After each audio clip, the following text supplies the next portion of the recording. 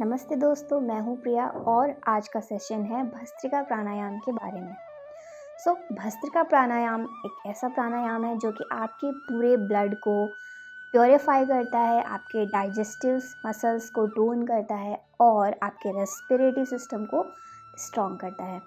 आज हम पूरी बातचीत करेंगे कि भस्त्रिका प्राणायाम को डिफरेंट लेवल के लोग कैसे परफॉर्म कर सकते हैं और क्या क्या वेरिएशंस हैं इसको परफॉर्म करने की।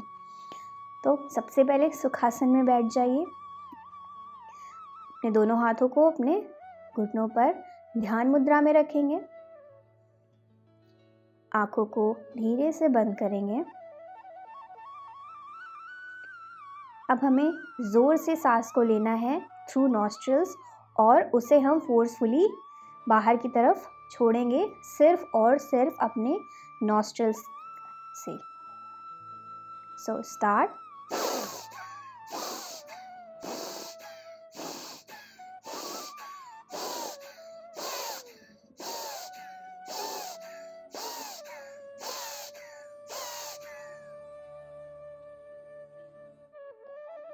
अब हम इसमें अपने हाथों को भी ऐड करेंगे।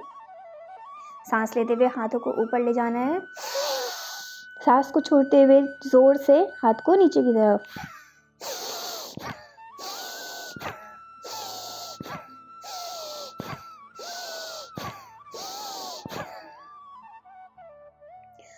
बिगिनर्स इस प्रक्रिया को ऐसे कर सकते हैं। आप बिना हाथ के इस्तेमाल से भी इस प्रक्रिया को कर सकते हैं और हाथों के इस्तेमाल से इस प्रक्रिया को करने के और भी फायदे और लाभ और उसका जो रिएक्शन है, एक्शन इन योर बॉडी है, वो और भी बढ़ जाता है, जिससे और भी हीट जनरेट होती है and it is more effective in that way. Next variation जो है, जो कि हम भस्त्रिका प्राणायाम में ऐड कर सकते हैं, ये है कि हम एक एक नॉस्ट्रल को बंद करेंगे और एक एक नॉस्ट्रल से सेम प्रक्रिया को दोहराएंगे। First close your left nostril and same प्रक्रिया में इसमें हम हाथों का इस्तेमाल नहीं करेंगे, सिर्फ हम अपनी नोज के थ्रू सांस को अंदर लेंगे और फोर्सफुली बाहर छोड़ेंगे। Close your eyes.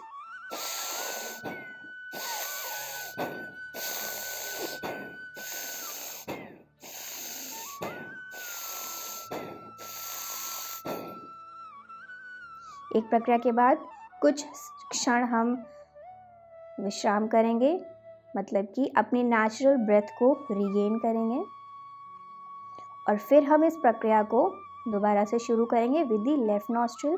So now close your right nostril. Start with your left. Inhale forcefully and exhale forcefully.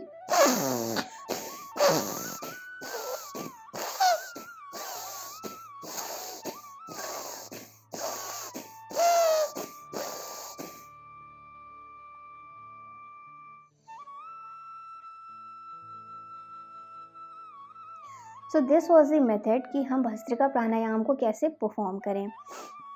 जो बिगिनर्स हैं वो इस प्रक्रिया को एक बार में कम से कम 10 से 15 एक्सलेशन एंड इनहेलेशन को करें एंड धीरे धीरे by the practice, by the time आप इन इनहेलेशन एंड एक्सलेशन को काउंट को बढ़ा सकते हैं।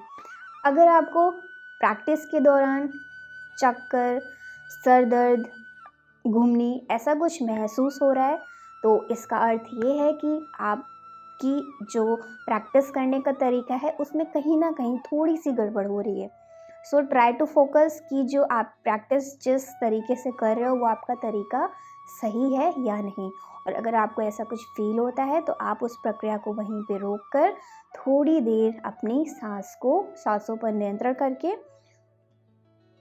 वापस से अपनी ब्रेथ को रीगेन करें and then start your practice again.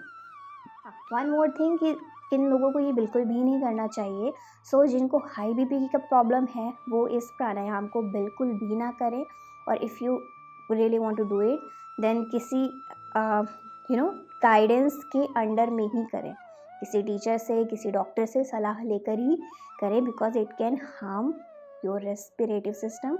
जो बुज़ुर्ग लोग हैं जिनको लंग्स में प्रॉब्लम है या रेस्पिरेटिव सिस्टम में कोई प्रॉब्लम है गैस्ट्रिक अल्सर है, ठीक है, प्रेगनेंसी में लेडीज़ को ये प्राणायाम बिल्कुल भी नहीं करना चाहिए, या फिर अंडर गाइडेंस में करें।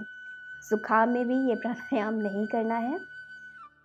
So this was the contraindications of doing this pranayam.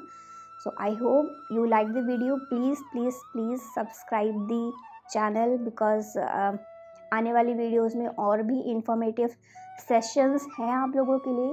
तो प्लीज़ चैनल को सब्सक्राइब करें, लाइक करें and share your feedback with us. If you have any query, please do comment and let me know. I'll try to resolve all your queries. Namaste.